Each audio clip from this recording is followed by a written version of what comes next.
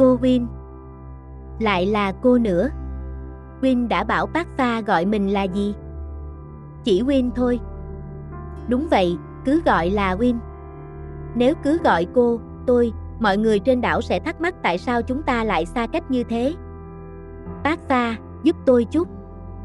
Catherine gọi tên mới của Wayo một lần nữa, sau khi cô đã làm quen với việc bỏ từ cô ở trong cách xưng hô. Còn Wayo thì cố gắng tập gọi cái tên giả của Catherine để quen miệng hơn. Cả hai đã thỏa thuận rằng việc thay đổi cách xưng hô sẽ giúp tránh sự nghi ngờ từ người dân trên đảo. Bác Pha muốn Win giúp gì? Mà sao còn chưa đi tắm? Win, đi với mình qua đây. Wayo mỉm cười rồi bước theo nàng công chúa cao quý đang vẫy tay gọi với vẻ đầy dễ thương. Cô vừa đồng ý để Catherine đi tắm trước, còn mình sẽ sắp xếp hành lý và chuẩn bị chỗ ngủ cho nàng. Nhưng chưa đầy 5 phút sau, nàng công chúa đã quay lại để nhờ vả. Chuyện gì vậy? Trong phòng tắm có vấn đề gì à? Cô cảnh sát bước vào kiểm tra nhà tắm bên ngoài khu nhà nghỉ, nơi được làm bằng tre với mái lợp lá, tuy đơn giản nhưng kín đáo. Sau khi quan sát khắp nơi, Wayo không thấy bất kỳ sự cố hay động vật đáng sợ nào có thể khiến nàng công chúa hoảng sợ. Trong phòng tắm chẳng có gì bất thường cả. Chúng ta phải múc nước từ thùng này để tắm sao? Đúng vậy, bác Pha chỉ cần múc nước từ bể để tắm thôi. Win, mình không tắm được. Tại sao? Lạnh quá. Wayo không kìm được tiếng cười khi thấy nét mặt nhăn nhó đáng yêu của nàng công chúa. Đây là lần hiếm hoi cô chứng kiến công chúa của Madeline, người luôn giữ vẻ đoan trang, giờ lại nhõng nhẽo vì nước quá lạnh. Trước đây, dù ở nơi tạm bợ, Catherine vẫn luôn có đầy đủ tiện nghi như máy nước nóng hay điều hòa. Nhưng trên hòn đảo này, chỉ có điện năng lượng mặt trời được dùng hạn chế, không có internet và thiếu các thiết bị hiện đại khác. Có lẽ đây là lý do người của Arima đã chọn nơi này làm nơi ẩn náu an toàn. Bác Pha ngồi đợi nhé. Để Win đi đun nước nóng cho. Tôi không muốn phiền. Win chỉ cần chỉ cho tôi phải làm gì thôi. Vậy cùng đi. Nhưng Win sẽ không để bác Pha tự đun nước đâu, nguy hiểm lắm. Để tôi làm. Vậy tôi đi làm gì? Cứ đứng đó cổ vũ Win là được. Wayo nói theo cảm xúc thật của mình mà không giấu giếm. Như cô từng nói với Catherine, thời gian trên đảo này là lúc cô lắng nghe trái tim mình nhiều hơn và tạm gác lại lý trí. Cô muốn tận hưởng những khoảnh khắc hạnh phúc nhỏ nhoi này và lưu giữ nó mãi mãi. Ngay ngày đầu tôi đã trở thành gánh nặng cho Win rồi. Không sao, Win sẵn lòng mà. Sẵn lòng bước bên cạnh nhau dưới bầu trời hoàng hôn yên bình của hòn đảo nhỏ. So với sự náo nhiệt nơi phố thị, không gian nơi đây thật tĩnh lặng và riêng tư. Trong sự yên bình này, điều duy nhất rõ ràng hơn cả là tiếng lòng của Wayo. Liệu trái tim của nàng công chúa cao quý có cùng nhịp đập với cô hay không? Thình thịch, thình thịch. Bác Pha, Win đã chuẩn bị chỗ ngủ xong rồi. Ta cảm ơn. Có thể sẽ không thoải mái lắm, nhưng tấm đệm này chắc sẽ giúp được phần nào. Wayo thử nhấn nhẹ lên tấm đệm không dày lắm được đặt trên chiếc giường tre, giống như các bức tường xung quanh của căn nhà này. Dù không có điều hòa hay thiết bị tiện nghi nào, gió biển đêm thổi qua cửa sổ đang mở chắc chắn sẽ làm không khí trở nên dễ chịu và mát mẻ hơn. Bác Pha thử nằm xem nhé, để tôi giăng màn cho. Thế còn Win thì sao? Win làm sao cơ? Win sẽ ngủ ở đâu? Catherine hỏi Wayo với vẻ lo lắng sau khi cô ngồi xuống chiếc giường đơn sơ lạ lẫm này, thấy vị cảnh sát đang bận rộn chuẩn bị mọi thứ chu đáo, bao gồm cả việc giăng màn chống muỗi. Chắc là ở góc này, hoặc không thì tôi sẽ ngồi ngủ trên ghế. Bác Pha buồn ngủ rồi thì cứ nghỉ đi, đừng lo cho Win. Làm sao mà tôi không lo cho Win được chứ? Ta là nguyên nhân khiến Win phải vất vả như vậy. Đừng suy nghĩ nhiều quá. Win đã nói rồi mà, tôi sẵn lòng giúp. Dù phải chịu vất vả hơn nữa, Wayo cũng sẵn lòng bảo vệ công chúa Catherine an toàn, cho đến khi cô có thể trở về đòi lại ngai vàng của Madeline. Khi đó, nhiệm vụ của vệ sĩ bất đắc dĩ như cô cũng sẽ kết thúc. Tôi không muốn mình thoải mái mà lại để Win phải chịu khổ. Bác Pha định làm gì vậy? Win vào đây nằm chung đi. Nhưng mà...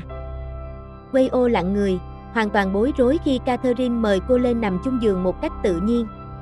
nhưng chính cô lại không biết nên từ chối thế nào, hoặc nếu chấp nhận thì liệu có bị xem là người không biết trên dưới hay không.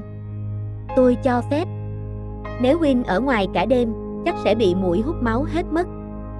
Catherine, nhưng như thế không đúng. Cô biết cô là ai, và tôi là ai. Tôi biết rõ chứ. Nhưng ở đây, tôi là Pasva, không phải Catherine hay một công chúa cao quý nào cả.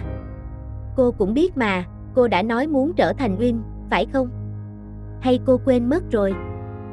Không, tôi không quên điều chúng ta đã nói tối nay. Ở đây, tôi muốn xem Win là người cô thân nhất của tôi. Dù muốn phản bác rằng cô chưa từng nghĩ sẽ làm cô thân của công chúa Catherine, như Rose hay Lada đã trở thành chị mới của Catherine, nhưng Wayo không đủ can đảm để thừa nhận rằng cô mong muốn hơn thế. Trong trái tim cô, sự rõ ràng về tình cảm đặc biệt dành cho công chúa là điều không thể chối cãi. Tôi muốn nghỉ ngơi rồi. Công chúa Catherine cắt ngang câu chuyện, nhẹ nhàng nằm xuống chiếc đệm, nhường một chỗ trống bên cạnh. Wayo lúng túng chui vào màn, di chuyển đến mép giường và nằm im, cố giữ khoảng cách tôn trọng người bên cạnh. Win ngồi ngủ không được đâu. Không sao đâu. Khi đã đi ngủ thì nên nằm xuống và nghỉ ngơi thật sự. Cuối cùng, Wayo đành từ từ nằm xuống, dù cảm giác ngượng ngùng và không quen khiến cô cứng đơ cả người. Nhưng dù Catherine nhấn mạnh rằng họ đang là những con người bình thường, không có tước vị hay địa vị gì, Wayo vẫn không thể ngừng nghĩ về sự khác biệt giữa họ. Pasva, chúc ngủ ngon. Tôi không muốn mơ gì cả. Vậy thì chúc Pasva ngủ sâu và không mơ mộng. Win cũng vậy nhé. Nhìn gương mặt bình yên của Catherine khi cô nhắm mắt, Wayo cảm nhận rõ rằng, dù ở nơi xa lạ này, chỉ cần có cô ấy bên cạnh, mỗi ngày đều như một giấc mơ đẹp. Chào chị Pasva, em tên là Bua, con gái của chú Bung Song và cô Pha Kha. Rất vui được làm quen với em, Bua. Ôi, chị cứ gọi em là Bua thôi, không cần khách sáo như vậy đâu. Nghe cách nói kiểu thành phố em cảm thấy hơi buồn cười.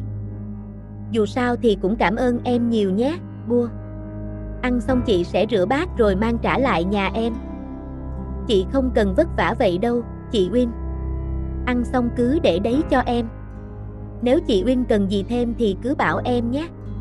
Hoặc nếu chỉ muốn gặp em thôi cũng gọi được luôn. Với chị Win thì lúc nào em cũng rảnh. Ở đây, chị cứ nghĩ đến em đầu tiên là được. Cô cảnh sát tài giỏi cười gượng với tình huống này. Dường như cô đang bị con gái của trưởng thôn theo đuổi dữ dội dù cô không hề có ý định tỏ vẻ quyến rũ gì. Chỉ vừa gặp mặt, Bua đã lập tức thân thiết, nắm tay nắm chân và như thể mở đường sẵn đến tận cửa nhà khiến cô cảm thấy lúng túng vô cùng. Pasva, cô định đi đâu thế? Không ăn sáng trước à?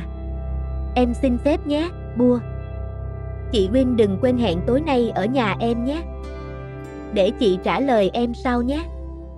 Wayo cắt ngang với vẻ bối rối, nhưng dường như tốc độ bước đi của cô vẫn chậm hơn sự nóng vội của công chúa Catherine, người đang bước đi nhanh đến mức cô suýt không đuổi kịp.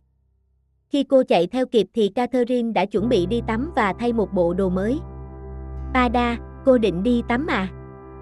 Win thấy tôi đang làm gì đây? Nếu vậy, đợi một chút nhé. Để Win đun nước nóng. Không cần đâu. Sáng nay tôi không muốn tắm nước nóng. Ủa, sao vậy? Hôm qua cô còn nói là nước lạnh lắm mà. Bây giờ tôi đang nóng. Tắm nước lạnh sẽ tốt hơn. Rầm. Catherine đóng cửa phòng tắm một cách mạnh mẽ như thể đang bực bội. Nhưng trước khi cửa đóng, cô thoáng thấy vẻ mặt bối rối và không hiểu chuyện gì của Wayo. Trong khi đó, Catherine thở dài, tự hỏi bản thân về những cảm xúc kỳ lạ mà cô chưa từng trải qua trước đây. Rốt cuộc mình bị làm sao vậy? Tiệc chào mừng ta và Win à? Đúng vậy. Chú Bung Song nhờ Bua mời Win và Pasva tới nhà ăn tối nay. Theo lễ nghi, chúng ta nên đi, phải không? Win nghĩ là tùy vào Pasva thôi. Nếu cô không muốn đi, Win sẽ tìm lý do từ chối. Nếu tôi không đi, Win không thấy tiếc à?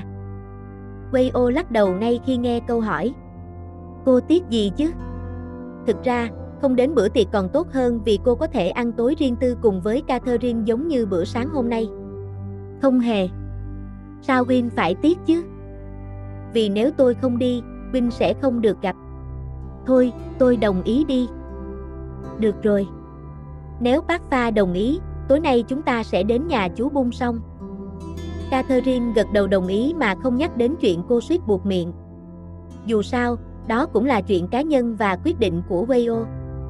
Vì thế, cô chọn cách nhận lời mời một cách lịch sự, như một vị khách đang được đón tiếp chu đáo. Biết rằng cô đã đồng ý đến dự tiệc, Wayo nở một nụ cười rạng rỡ, tràn đầy hạnh phúc. Win, tôi không có quần áo đẹp để mặc đi tiệc. Bác Pha mặc gì cũng đẹp mà. Nhưng tôi cần tôn trọng gia chủ. Vậy đợi chút nhé. Hôm qua, cô Pha Kha mang một số bộ quần áo cũ đến, bảo là đồ từ thời trẻ. Nếu cô mặc vừa thì cứ lấy hết. Xem này, cái này rất hợp với bác Pha. Đây là cái gì? Người ta gọi là pha tung, váy dài truyền thống. Catherine nhận lấy thứ được gọi là pha tung từ Wayo và chăm chú quan sát với vẻ tò mò. Dù đây là lần đầu tiên cô nhìn thấy và đã biết tên gọi, nhưng cô không biết làm thế nào để mặc nó. Bác Pha thử mặc váy này với áo trắng này nhé. Chắc sẽ hợp và thoải mái nữa. Win mặc thử cho tôi xem trước đi. Rồi tôi sẽ làm theo. Phải rồi, bác Pha chắc không biết cách mặc váy truyền thống. Để Win chỉ nhé. Làm thế này này, bác Pha thử làm theo đi. Khó quá. Tôi rối hết cả lên. Không khó đâu. Làm lại nhé. Thách thế này này. Wayo mỉm cười kiên nhẫn, cảm thấy vui trước sự tò mò đáng yêu của Catherine. Nhìn công chúa Catherine trong bộ váy pha truyền thống trên hòn đảo ven biển, Wayo không khỏi cảm thấy đây là một khoảnh khắc đẹp mà cô sẽ luôn ghi nhớ. Bác Pha, cô thay đồ xong chưa? Tôi đang chuẩn bị ra đây. Người thiếu úy tài giỏi đứng dậy đầy nhiệt tình và phấn khích sau khi nghe giọng nói dịu dàng từ phía bên kia cánh cửa nhà nghỉ, vì cô Blue đã nhờ cô ấy chuẩn bị trang phục cho bữa tiệc chào đón tại nhà của ông Bung Song. Trong khi cô chỉ mặc một chiếc áo ba lỗ thoải mái bên trong và khoác ngoài bằng một chiếc áo Hawaii không cài cúc, kết hợp với quần lửng giúp di chuyển dễ dàng. Wow, tôi đã đoán rồi, bộ đồ này chắc chắn rất hợp với cô, bác Pha. Nhìn cô mặc thật đẹp. Win nói thật hay không?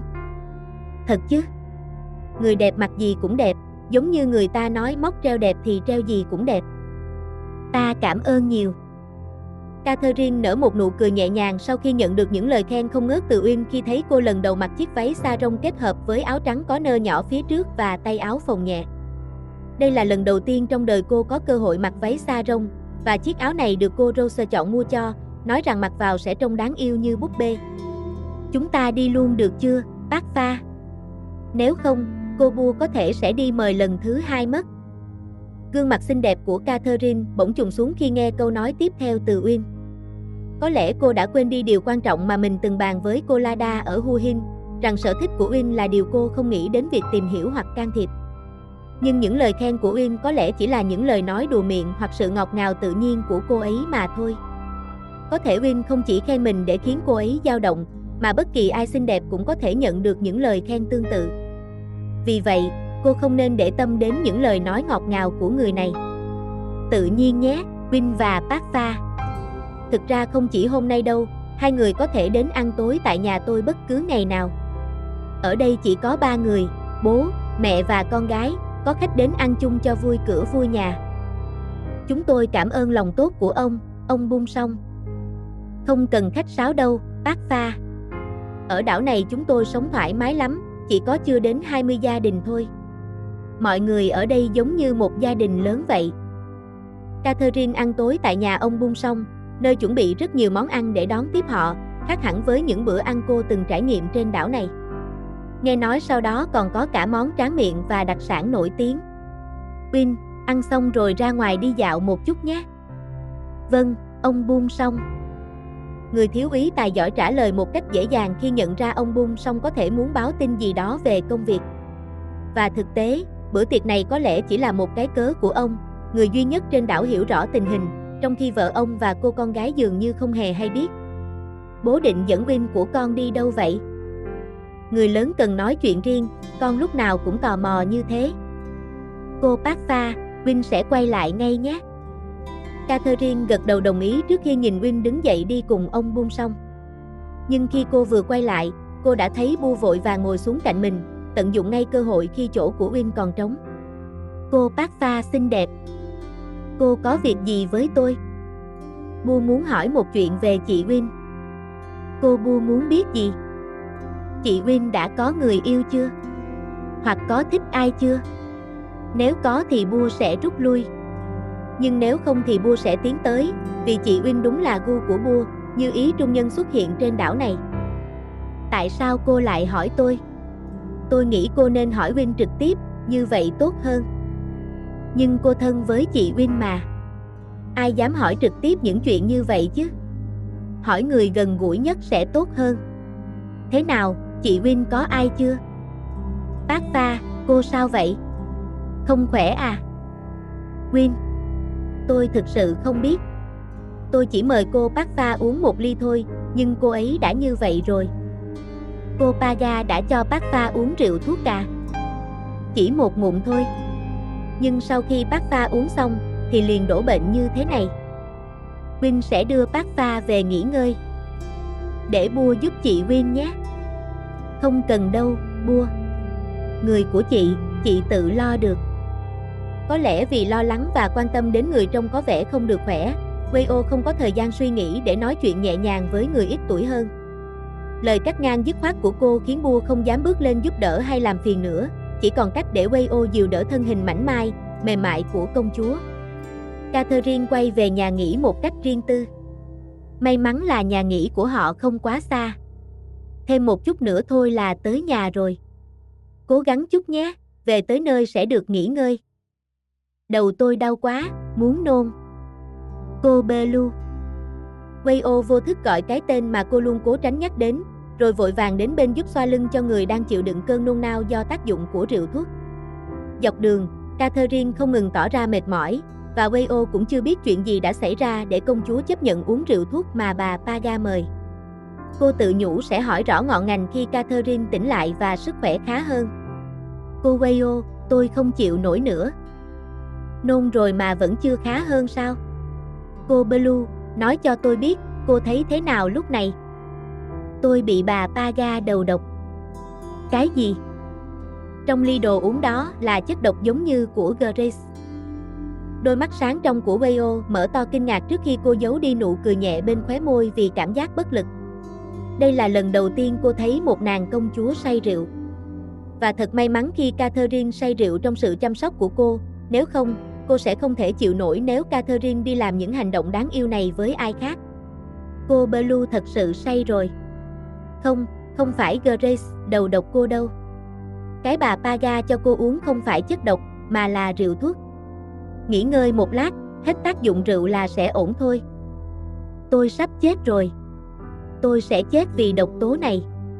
Cô Wei-o, tôi không qua nổi đâu. Tôi sẽ không để cô Blue xảy ra chuyện gì cả. Chúng ta đã cùng nhau vượt qua mọi khó khăn đến giờ này. Nếu cô không qua được, tôi cũng không qua được. Nhưng nếu sống, chúng ta phải sống cùng nhau. Tôi thật sự sẽ sống sót chứ? Đôi mắt ướt át hơn bình thường nhìn vào gương mặt người đối diện với sự nghiêm túc. Dù cảm thấy đầu óc quay cuồng như cơn bão cuốn qua, nhưng giọng nói trầm ấm, dịu dàng của ai đó vẫn thu hút sự chú ý và khiến Catherine tập trung lắng nghe. Sẽ sống chứ? Hoặc nếu đây thật sự là giây phút cuối cùng như cô nghĩ, có điều gì cô muốn làm mà chưa kịp làm không? Tôi muốn ở mãi chỗ này. Chỗ này mà Catherine muốn mãi ở lại là nơi nào? Wei-o không kịp hỏi rõ, liệu đó có phải là hòn đảo riêng này, trước ngôi nhà nghỉ của họ, hay trong vòng tay của cô, nơi Catherine ngã vào vì mất thăng bằng, như một điểm tựa an toàn. Và câu nói cuối cùng ấy khép lại khi Catherine để ý thức của mình chìm vào giấc ngủ say. Vậy ai sẽ chịu trách nhiệm cho trái tim trung thành và đầy yêu thương của Wei-o đây?